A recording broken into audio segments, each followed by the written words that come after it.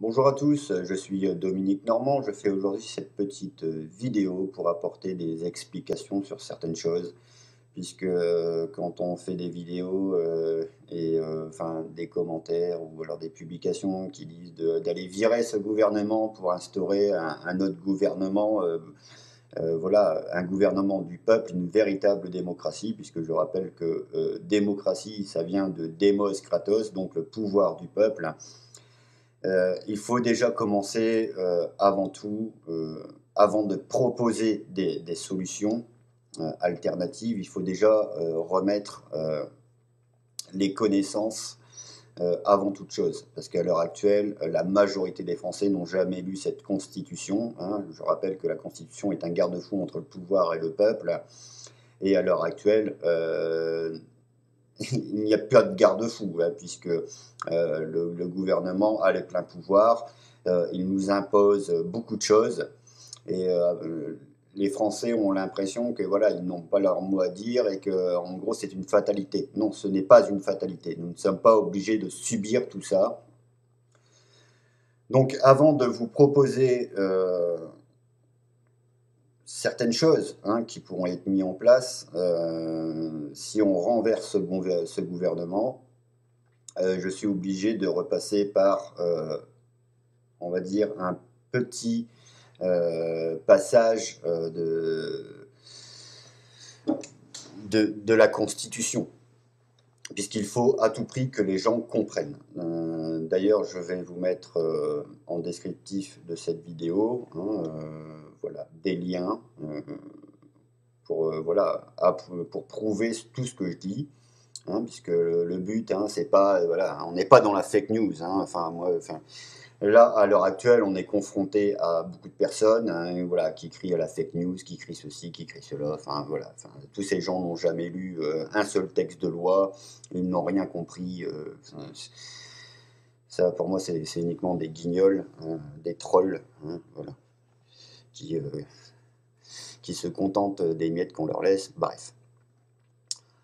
Donc, pour comprendre comment ce système fonctionne, comme je l'ai dit, ce qui donne les pleins pouvoirs à ce gouvernement, c'est la Constitution. Hein, d'ailleurs, quand on lit la Constitution, voilà, on voit comment fonctionne le pays, comment, on va dire, les modalités pour être élu, on va dire les pouvoirs et droits, on va dire, du président, mais bon, à aucun moment on parle de pouvoir enfin, droit du peuple. Hein. Et je vais quand même démontrer que nous ne sommes pas en démocratie. Parce que voilà, beaucoup de personnes pensent que aller voter, c'est être en démocratie. Non, c'est pas ça. Euh, on va dire voter pour élire des représentants, ce n'est pas une démocratie. Une démocratie, voilà, démos, kratos, le pouvoir du peuple. Logiquement, nous, le peuple, nous devrions voter pour des lois. C'est ça le réel pouvoir du peuple. Normalement, le gouvernement, c'est un comité exécutif et comme son nom l'indique, il exécute. C'est pas un décisionnaire, hein, c'est voilà, il exécute la volonté du peuple. C'est ça un comité exécutif. Donc, avant toute chose, il faut comprendre la hiérarchie des normes. Ce qu'on appelle la hiérarchie des normes, ce sont l'ensemble des textes juridiques mais qui ont de l'importance. Hein, voilà, il y a un texte qui est supérieur à un autre, et qui est supérieur à un autre, et qui est supérieur à un autre. Donc ça, il faut à tout prix bien le comprendre, parce que sans ça, en fait, on ne comprend pas le pouvoir réel qu'on pourrait avoir, hein, puisque à l'heure actuelle, on prend ça comme une fatalité, hein, en se disant que le gouvernement a les pleins pouvoirs. C'est faux. C'est faux. Alors pour ça, il suffit simplement de prendre la Constitution. Je vous ai mis le lien en descriptif de cette vidéo et je vous invite à lire le préambule. Alors, le peuple français proclame solennellement son attachement aux droits de l'homme et aux principes de la souveraineté nationale tels qu'ils ont été définis par la déclaration de 1789, confirmée et complétée par le préambule de la Constitution de 1946, ainsi qu'aux droits et devoirs définis par la Charte de l'environnement de 2004. En vertu de ces principes et de celui de la libre détermination des peuples la République offre aux territoires d'outre-mer qui manifestent la volonté d'y adhérer des institutions nouvelles fondées sur l'idéal commun de liberté, d'égalité et de fraternité et conçues en vue de leur évolution démocratique. Voilà ce que dit le préambule. Alors, il faut savoir que dans la hiérarchie des normes, le préambule de la Constitution, ça s'appelle le bloc de constitutionnalité.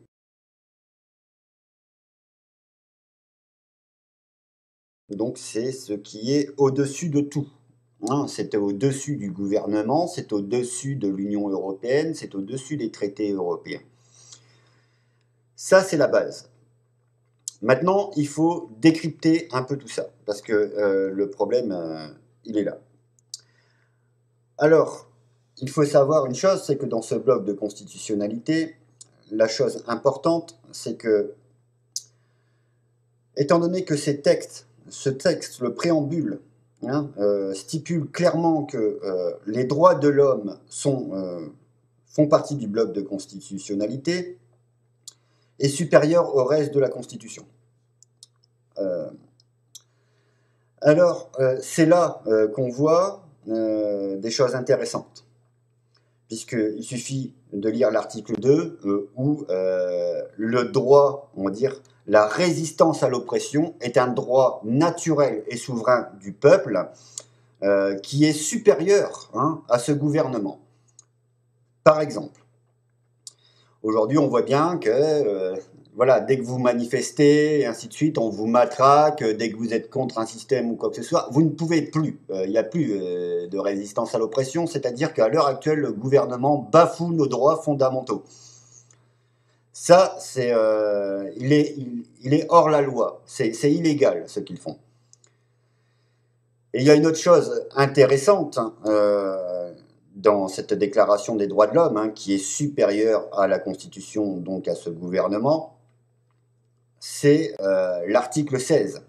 Quand la garantie des droits n'est pas assurée, quand la séparation des pouvoirs n'est pas déterminée, il n'y a point de constitution. À l'heure actuelle, il n'y a pas de séparation des pouvoirs, il n'y a pas de séparation entre le législatif, entre la justice. En gros, c'est le gouvernement qui contrôle tout, qui donne la direction politique au reste de l'État. D'ailleurs, il suffit de lire la Constitution et creuser un petit peu pour se rendre compte déjà que c'est le Premier ministre qui préside le Conseil d'État, donc en gros qui donne les directives à suivre à la justice, puisque le Conseil d'État, c'est les magistrats et ainsi de suite. Donc déjà là, on voit qu'il n'y a pas de séparation des pouvoirs entre l'État et la justice. Là, il y a un gros problème. Après, quand on creuse un petit peu, on voit que c'est le président de la République qui choisit tel ou tel magistrat et ainsi de suite. Donc, c'est pour ça qu'en gros, le président, les ministres, ainsi de suite, ne vont jamais en tôle. C'est parce que c'est eux qui fixent les lois, qui fixent les règles, et ensuite, on a tous les petits chiens de garde qui appliquent. Point barre. Donc ça, il faut bien l'intégrer. C'est-à-dire qu'on a 2 articles de loi, la résistance à l'oppression et l'article 16 qui nous stipule que la Constitution à l'heure actuelle est caduque, illégale. C'est-à-dire qu'à l'heure actuelle, si la Constitution est caduque, le gouvernement est illégal. Puisque s'il n'y a pas de Constitution, il suffit de prendre pour ça l'article 1 de cette Constitution qui stipule que la France est une république indivisible, laïque, démocratique, sociale, voilà. Donc l'article 1 stipule clairement que la France est une république. Donc si la Constitution est caduque, la République n'existe pas. Ça, il faut l'intégrer. Donc s'il n'y a pas de République, il n'y a pas de gouvernement, il n'y a rien, puisque c'est la Constitution qui fixe les modalités des élections. Ça, c'est quelque chose qui est très important à comprendre. C'est-à-dire que la seule légitimité qu'on donne à ce gouvernement à l'heure actuelle, c'est celle qu'on lui donne. Moi, personnellement, pour moi, ce gouvernement n'existe pas. Il est un usurpateur, c'est un voleur de pouvoir. Et il n'a pas sa place au gouvernement. Donc à l'heure actuelle, la Constitution n'existe pas, elle est caduque, ce gouvernement doit dégager. Ça, c'est très important. Maintenant, voyons l'article 2. Alors, c'est là que ce fameux gouvernement nous dit que nous sommes dans une démocratie, hein, puisqu'il stipule clairement que son principe est le gouvernement du peuple, par le peuple et pour le peuple. C'est ça qui donne, on va dire, une légitimité à cette fameuse démocratie. Alors, voyons l'article 3, hein, puisque il est clairement stipulé que la souveraineté nationale appartient au peuple qui l'exerce par ses représentants par la voie du référendum. Alors déjà, ça, il y a un gros problème de connaissance juridique. D'ailleurs, bon, je ne vais pas détailler la différence entre souveraineté nationale et souveraineté populaire. Pour ça, je vous mets un lien dans le descriptif de cette vidéo expliquant la différence entre souveraineté nationale et souveraineté populaire. Sinon, je peux faire une conférence d'1 heure sur le sujet. Ce qui est intéressant, c'est la souveraineté nationale appartient au peuple qui l'exerce par ses représentants par la voie du référendum. Alors il faut comprendre que la Constitution, c'est un texte de loi, c'est un texte juridique. Donc il ne suffit pas de prendre la définition de représentant dans un dictionnaire Larousse, il faut prendre un dictionnaire juridique.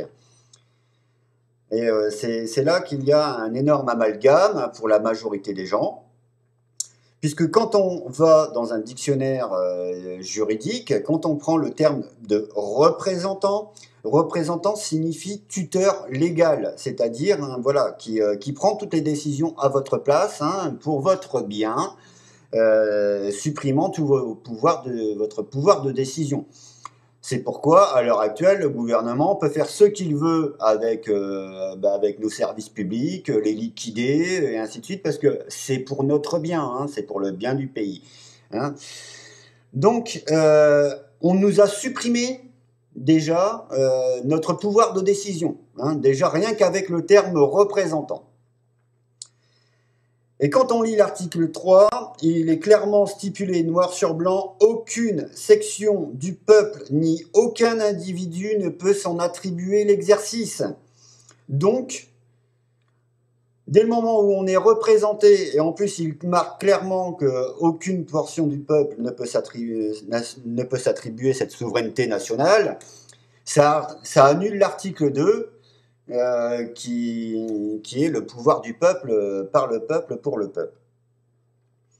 Donc nous ne sommes pas dans une démocratie, puisque en gros, on a des tuteurs légaux qui prennent les décisions à notre place, et nous, on n'a que notre gueule à fermer. Donc nous ne sommes pas dans une démocratie. C'est pourquoi le terme démocratie représentative est un oxymore, ce sont deux termes qui s'annulent, puisqu'on ne peut pas à la fois être représenté par un tuteur légal et à la fois prendre des décisions. Ce n'est pas possible. Excusez-moi. Maintenant, je voudrais qu'on prenne un peu de temps sur une réflexion sur ce qu'est réellement une démocratie. La démocratie, pour moi, est, on va dire, la meilleure définition que j'ai pu trouver sur le sujet, c'est une définition de Paul Ricoeur,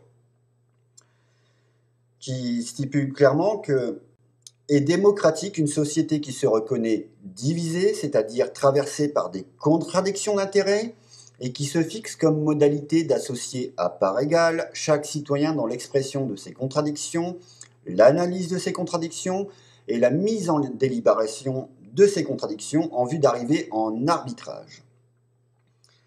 En gros, ça signifie qu'on doit mettre en place une structure qui permet aux citoyens de proposer, de débattre voilà, hein, sur les éventuelles envies et besoins de chacun, en gros d'interagir, et de se mettre d'accord, hein, et non pas par un compromis, hein, c'est-à-dire un compromis, généralement, c'est on est tous les deux en désaccord sur une chose, mais afin de se mettre d'accord, on revoit un petit peu à la baisse, chacun de notre côté.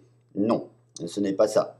Moi, je préfère opter pour le consensus, c'est-à-dire que si nous sommes deux à avoir des avis opposés, plutôt que d'aller à la perte, hein, mettons-nous d'accord pour dire que nous ayons tous les deux ce que nous voulons. C'est ça le consensus.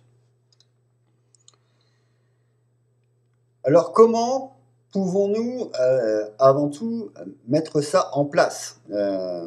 Alors, il faut savoir que, voilà, comme le stipule l'article 1 de la Constitution, il est clairement stipulé que la République est indivisible. Mais bon, étant donné que la République n'existe pas, puisque la Constitution est caduque, hein, comme le stipule l'article 16 de la Déclaration des droits de l'homme, la République n'existe pas. Donc, qu'elle soit divisible ou pas, quelque part, on s'en fout, quoi. Hein, moi, je vous le dis clairement. Hein.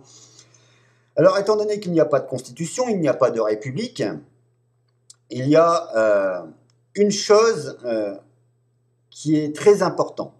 Et c'est la seule chose au point de vue national, au niveau international, qui prime sur tout le reste. Ça s'appelle le droit à l'autodétermination. Alors, qu'est-ce que le droit à l'autodétermination? C'est le droit des peuples à disposer d'eux-mêmes, ou droit à l'autodétermination, qui est le principe issu du droit international selon lequel chaque peuple dispose d'un choix libre et souverain de déterminer la forme de son régime politique indépendamment de toute influence étrangère. Donc, pour résumer, nous, le peuple, nous avons le droit de choisir quel régime politique nous voulons. À l'heure actuelle, nous ne sommes pas obligés de subir une république qu'on nous impose, une démocratie représentative. Et le gros problème, c'est qu'à l'heure actuelle, nos dirigeants, hein, nos dictateurs, nous imposent cette république. Et dès le moment où on demande à avoir une démocratie directe, une sociocratie ou quoi que ce soit, on nous la refuse. D'ailleurs, aujourd'hui, vous allez aller dans la rue, on va vous matraquer pour une simple et bonne raison, c'est que la République se protège au nom de la sécurité nationale, hein, des atteintes contre la sécurité nationale. D'ailleurs, je vais vous mettre le texte de Légifrance sur le sujet. En gros, toute personne qui est contre cette République est accusée de d'attentat ou de complot contre l'État. Ils vous mettent en tôle. Donc là, c'est clairement la définition d'une dictature. Dès le moment où vous réclamez un autre régime politique, on connaît le résultat. Donc, tout ça, ça ne dépend que du peuple. Nous, si nous souhaitons changer de régime politique, ça se fait au niveau d'un peuple. Et c'est ça le gros problème, c'est qu'à l'heure actuelle, on a des mouvements qui proposent différentes solutions, mais ils fonctionnent comme les partis politiques, en cherchant à imposer leur sociocratie, leur démocratie directe, leur royauté, et ainsi de suite. Et le problème, il est là. Parce que pour pouvoir choisir quel régime politique, il faut déjà avoir une structure. C'est-à-dire un gouvernement qui va nous permettre déjà de pouvoir décider quel régime politique on souhaite. Donc il faut passer par un gouvernement de transition. Alors vous voyez à travers cette photo que je vous mets ici. À l'heure actuelle, nous sommes dans une 5e République. Donc, pour pouvoir passer à un autre système, un autre régime politique, déjà, il faut abolir la 5e République. Hein. De toute façon, elle n'existe pas. Donc, si nous, le peuple, nous décidons de créer un véritable gouvernement, afin de donner l'opportunité aux Français de s'exprimer sur quel régime politique ils souhaitent, il faut déjà mettre cette structure en place. Alors, moi, ce que je propose, hein, c'est avant tout, hein, pour passer d'une 5e République à un nouveau modèle de société, hein, décidé par le peuple, par référendum, il faut déjà reprendre ces institutions. en se disant que l'Assemblée nationale, hein, déjà, ça sera terminé avec les partis politiques, tout ça, ça dégage. Hein, ça n'a aucun sens de rester dans des partis politiques où c'est toujours des minorités qui décident. Non, c'est pas ça une démocratie. Donc là, on partirait sur une Assemblée nationale constituante, hein, c'est-à-dire que voilà, il y aurait des associations, des mouvements, des personnes. On va dire, ça serait un travail de commission par commission qui aurait des choses à proposer aux Français. Derrière, le Sénat, hein, normalement, le rôle du Sénat, c'est d'examiner, de contrôler, on va dire, la conformité des lois par rapport à la Déclaration des droits de l'homme. Est-ce que voilà, ça convient, on va dire, avec les règles du pays, quoi. Hein. Donc, ensuite, c'est envoyé au comité exécutif. Comme je l'ai dit, le comité exécutif doit exécuter. Il n'est pas là pour décider. Il est là pour assurer la sécurité nationale et assurer la continuité de l'État et mettre en place des référendums. C'est tout. Et comme vous pouvez le voir dans ce schéma, avec les référendums, c'est les citoyens qui décident. Mais pour que le citoyen puisse avoir un réel pouvoir de décision, il faut des référendums d'initiative populaire qui agissent directement sur l'Assemblée constituante. Alors, vous me direz, oui, voilà, quel référendum d'initiative populaire on peut mettre en place? Alors, pour moi, il y a 4 référendums d'initiative populaire obligatoires à mettre en place. Un référendum abrogatoire, ce qui permet de supprimer une loi. Il faut un référendum législatif qui permet d'imposer une loi ou de proposer une loi. Il faut aussi un référendum révocatoire, ce qui permet justement de révoquer, hein, comme son nom l'indique, c'est-à-dire tous les élus, le gouvernement, les magistrats. C'est-à-dire que dès le moment où le peuple considère que on va dire, l'élu n'est pas adapté ou a fait des magouilles ou quoi que ce soit, on doit être en mesure de le virer. Ça doit être obligatoire. Et surtout, un référendum, d'initiative populaire, on va dire constitutionnel. Et ça concerne toutes les modifications, c'est-à-dire tous les articles concernant la Constitution. La Constitution appartient au peuple, pas à une élite, à une minorité qui prend les pleins pouvoirs. Non, la Constitution appartient au peuple. Et chaque modification doit être proposée par référendum au peuple. Il doit se décider s'il est d'accord, oui ou non, quoi. Et à l'heure actuelle, moi, je rappellerai qu'une seule chose, la dernière constitution qui a été votée par le peuple, c'était en 1958. Les 27 ou 28 modifications qui ont été faites depuis cette date sont toujours passées par voie parlementaire, c'est-à-dire en force, sans jamais demander notre avis. Et il est là le problème. C'est qu'aujourd'hui, vous le voyez bien, le traité de Lisbonne, on a voté non à 55%. Il est passé par voie parlementaire parce que la Constitution le permet. Et ensuite, ils ont inscrit le traité de Lisbonne dans la Constitution, comme ça fait partie du droit, hein, c'est-à-dire le bloc de conventionnalité. Mais je rappellerai une chose, c'est que avant tout, hein, comme je vous ai montré dans le schéma, il y a le bloc de constitutionnalité, c'est-à-dire la Déclaration des droits de l'homme, et ainsi de suite, nos droits fondamentaux, nous, le peuple, notre souveraineté nationale. Ensuite vient le bloc de conventionnalité, c'est-à-dire les traités européens, l'Union européenne. Et ensuite, il y a le droit français, c'est-à-dire les lois françaises. Donc ça ne peut pas durer là-dessus. Et dans ces référendums d'initiative populaire, c'est-à-dire qu'on peut demander, on va dire, de voter sur un sujet. Par exemple, on peut voter sur la dette publique. C'est ce qu'ils ont fait d'ailleurs en Islande, hein, où ils ont voté non à 93%, je crois, contre le remboursement de la dette. Le peuple a dit non, point barre, on ne la rembourse pas la dette. C'est comme ça que ça fonctionne une démocratie. Vous allez en Suisse, les Suisses votent pour des lois. Ça, c'est le principe d'une démocratie. Bon, il y a du bon et du mauvais dans chaque pays. Le problème, c'est toujours la même chose. Mais il y a des bonnes idées un peu partout.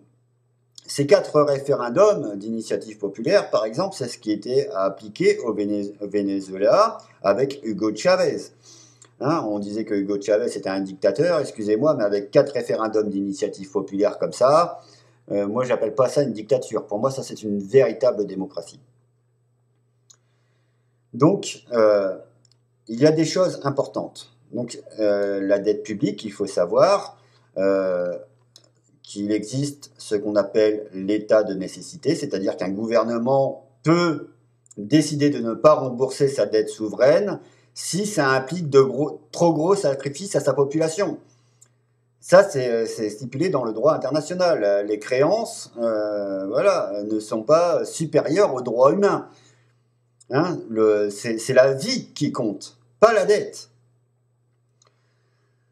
Donc, il y a des choses qu'on peut mettre en place. Ça, c'est pas un problème. Mais pour ça, voilà, il faut une structure.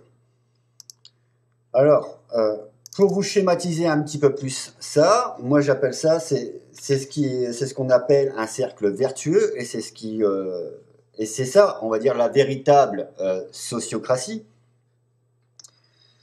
puisque la sociocratie, c'est un cercle. Hein. Quoi qu'il arrive, nous décidons tous ensemble et il n'y a personne qui est lésé. Chacun a son mot à dire. Et c'est ça qui est intéressant dans la sociocratie.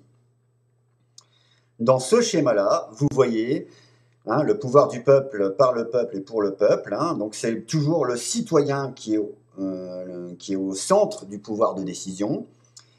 Non seulement il est capable de proposer des lois par référendum d'initiative populaire, auprès de l'Assemblée nationale, donc l'Assemblée constituante citoyenne. Ces lois passent par un organe de contrôle citoyen, c'est-à-dire le Sénat citoyen, qui vérifie la conformité, voir s'il n'y a pas de problème sur ces propositions. Le Sénat transfère ces propositions de loi au comité exécutif qui met des référendums en place. Et au final, c'est les citoyens qui décident par référendum sur les projets de loi et de société. Donc, quoi qu'il arrive, c'est toujours le peuple qui propose et qui décide. Mais en aucun cas, c'est un comité exécutif qui prend les décisions à la place du peuple.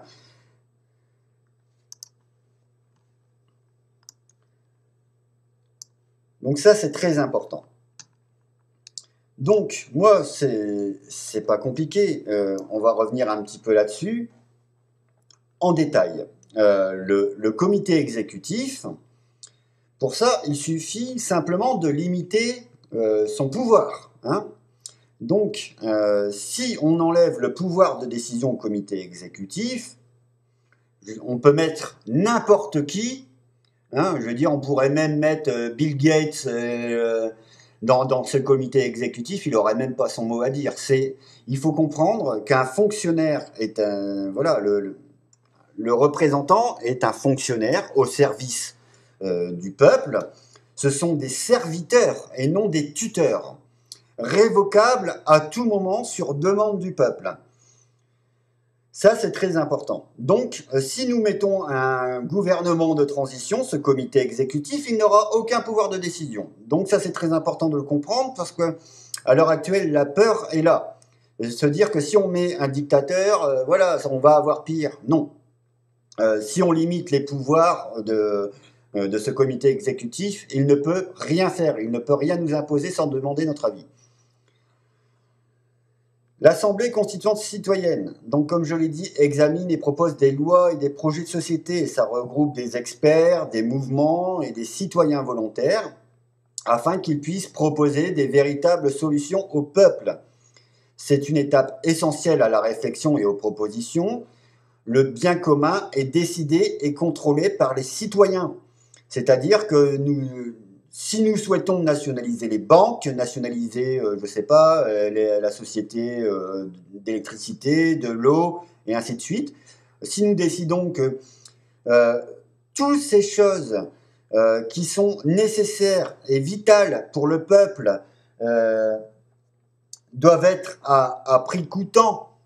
C'est ça, à prix coûtant, sans que des actionnaires voilà, se gavent sur notre dos. Hein. Déjà, ça permettrait déjà de réduire largement les factures. Mais c'est des choses qu'on peut mettre en place. Tout ça, comme je le dis, c'est au peuple de décider. Un Sénat citoyen, donc tiré au sort. Donc ça, l'organe, c'est un organe de contrôle de l'exécutif, de l'Assemblée citoyenne et de l'application des lois.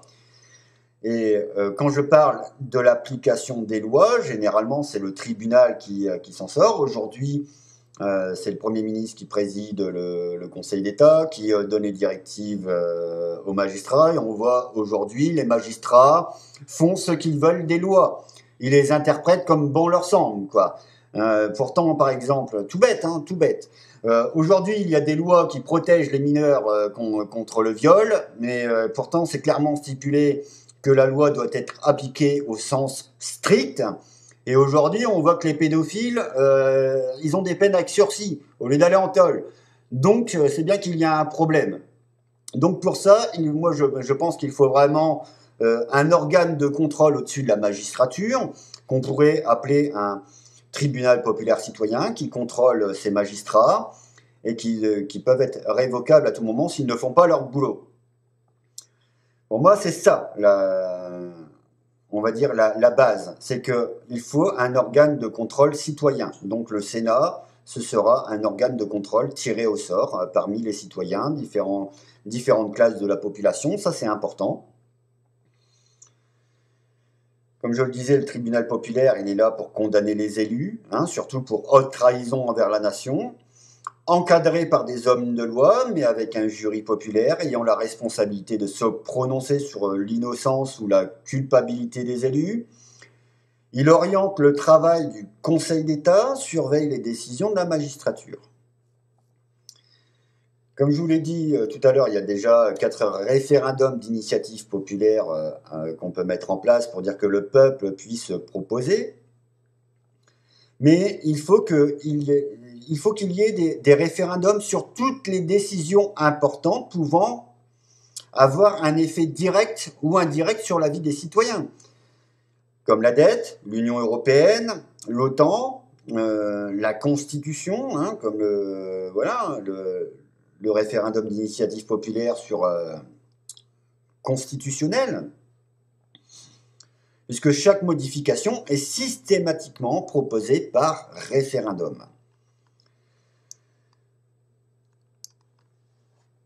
Comme je l'ai dit, le tirage au sort des organes de contrôle évitant les conflits d'intérêts et la corruption, c'est essentiel.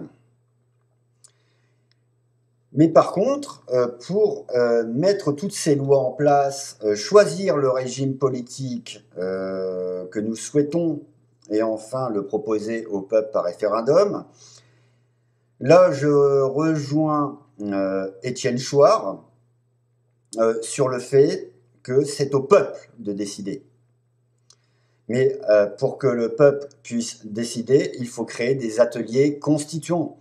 Mettre ça à disposition dans chaque mairie pour une politique citoyenne de proximité et en relation avec l'Assemblée citoyenne. Voilà, ça permet la mise en place d'une constitution regroupant les droits fondamentaux de chaque citoyen, le fonctionnement de la société. C'est-à-dire que dans des ateliers constituants, chaque citoyen est capable de proposer des idées sur le fonctionnement de la société. Ça, c'est très important. Et je pense que nous avons suffisamment subi la dette publique. Hein, on s'est fait racketter, on a été soumis en esclavage par la dette. Personnellement, je pense qu'il faut appliquer l'état de nécessité, c'est-à-dire l'annulation de la dette. Le droit humain est supérieur à celui de ses créanciers. Il est intéressant aussi, hein, vous l'avez vu avec l'euro, en plus l'euro est sujet spéculation, l'euro est entre les mains de traders, aujourd'hui on mise sur la faillite des États, Tout ça, ça ne peut plus durer. Donc il faut une monnaie nationale, une monnaie souveraine, une monnaie de secours. Ça, c'est très important. Donc une monnaie souveraine contrôlée par l'État et l'ensemble des citoyens, permettant de sortir de la spéculation, contrôler l'inflation et supprimer l'influence de la finance. Ça, c'est très important. Et là-dessus, il y a quelque chose qui peut être intéressant, c'est de créer un revenu pour tous. Alors moi, je ne suis pas spécialement pour, on va dire, un revenu universel, mais néanmoins, ça peut être un revenu universel, on va dire, obligatoire pour ceux qui n'ont pas les moyens. Si on reste dans une politique quand même voilà, on va dire, pas capitaliste, mais il faut bien qu'on fabrique les choses, il faut bien qu'on se nourrisse. Donc il y aura toujours des entreprises et ainsi de suite pour nourrir ce système. Mais bon, ça, ce n'est pas à moi. Moi, je fais que des propositions, mais c'est des choses qui pourraient être proposées au peuple, voilà, par référendum. Est-ce que vous souhaitez ce genre est-ce que vous souhaitez un revenu universel? Moi, je préfère opter par exemple pour le salaire à vie de Bernard Friot. Je vais vous mettre le lien dans le descriptif de cette vidéo, où je trouve ça très intéressant. Et ça, c'est applicable tout de suite, sans rien changer au système en fait. Le système que Bernard Friot propose, ça, c'est applicable tout de suite. C'est-à-dire, en gros, socialiser le salaire, c'est ça. C'est-à-dire transformer le salaire complet en cotisation sociale. Donc tout le salaire est reversé à l'État et l'État reverse aux citoyens voilà, la partie qui lui revient. Mais pour ça, bien sûr, il faut supprimer tous ces actionnaires et tout ça. Mais voilà, moi, ce qui m'intéresse le plus dans le travail de Bernard Friot, c'est justement la suppression de la propriété lucrative. Parce qu'à l'heure actuelle, c'est ceux qui ont l'argent qui achètent et qui possèdent. Et il est là le problème. Et ça fait partie de la Déclaration des droits de l'homme. Et voilà, pour ceux qui connaissent l'histoire, vous savez qui a mis en place la Déclaration des droits de l'homme. On va pas faire une conférence sur le sujet. C'est toujours ceux qui travaillent dans l'ombre. Donc, il y a des choses intéressantes, mais à l'heure actuelle, ce n'est pas une fatalité. Nous ne sommes pas obligés de subir ce régime politique. Personnellement, je pense que ce système est le plus viable pour la simple et bonne raison que, comme je vous l'ai cité plus tôt, ce n'est pas à des minorités de décider, d'imposer sa vision des choses aux autres, mais pour qu'on puisse proposer nos propositions au peuple, qui sera le seul décisionnaire, il faut qu'on puisse avoir une structure. Et cette structure-là permet non seulement de redonner le pouvoir de décision au peuple. Après, ce n'est pas quelque chose qui va durer, c'est quelque chose qui est temporaire, mais au moins ça nous permet de reprendre notre pouvoir de décision et de décider sur le régime politique et sur le modèle de société qu'on souhaite. Ensuite, ceux qui veulent proposer iront débattre au sein de l'Assemblée constituante et proposer leur réflexion au peuple qui en décidera par référendum. Mais ce n'est pas à des minorités, à des mouvements, à des partis politiques. Tout ça, il faut abolir. Le pouvoir du peuple par le peuple, c'est ça. C'est le peuple qui décide, qui vote des lois, et pas des minorités qui prennent les décisions et qui imposent sa vision des choses aux autres. Donc voilà, c'était une petite vidéo explicative qui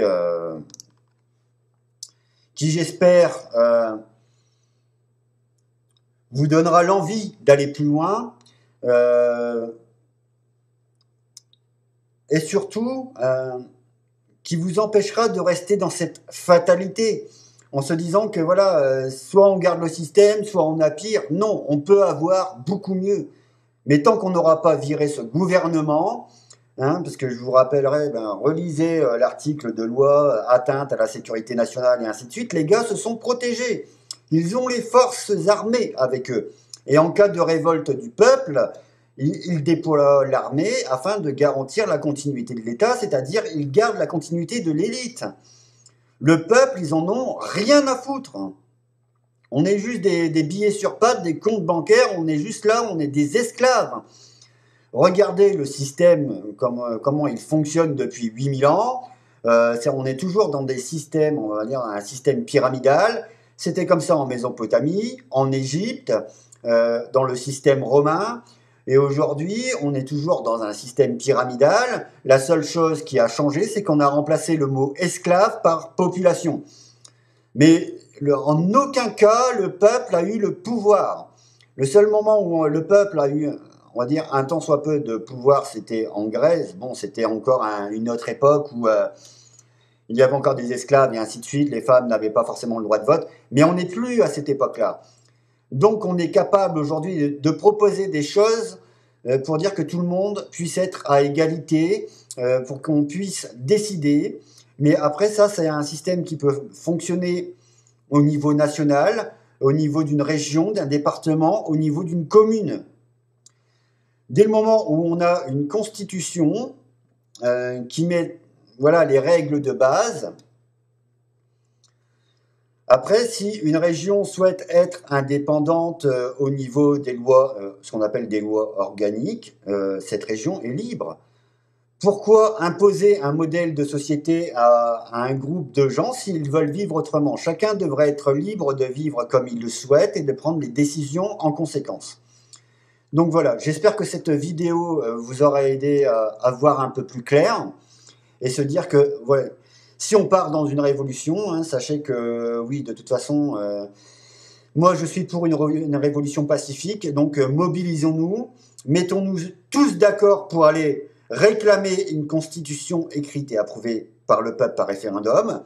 N'oublions pas que nous sommes 67 millions et que nous avons le nombre. Ils ont les armes, mais nous avons le nombre. Nous sommes capables, dans l'unité, dans la solidarité, de reprendre les choses en main. N'oublions pas que non seulement nous n'avons plus d'avenir, les générations futures n'ont plus d'avenir, mais tant que nous laisserons une minorité bourgeoise, oligarchique, capitaliste décider à notre place, ils ne protégeront que leurs intérêts. Et vous le voyez bien aujourd'hui. Donc reprenons notre pouvoir de décision. Il y a énormément d'intelligence dans le peuple. Aujourd'hui, beaucoup parmi le peuple ont des choses à proposer, de nouveaux modèles de société. Faites confiance à l'intelligence collective. Arrêtez de voir le mal partout. Certes, voilà, il y a des opportunistes, mais avec ce système-là, les opportunistes n'auront jamais un quelconque pouvoir de décision sur le reste du peuple. Voilà, je vous remercie pour cette écoute. J'espère sincèrement que ça vous aidera à voir plus clair et vous rendra un petit peu plus optimiste envers les solutions d'avenir, parce que des solutions, on en a. Donc, ça ne tient qu'à vous. Donc, réfléchissez à tout ça. Merci.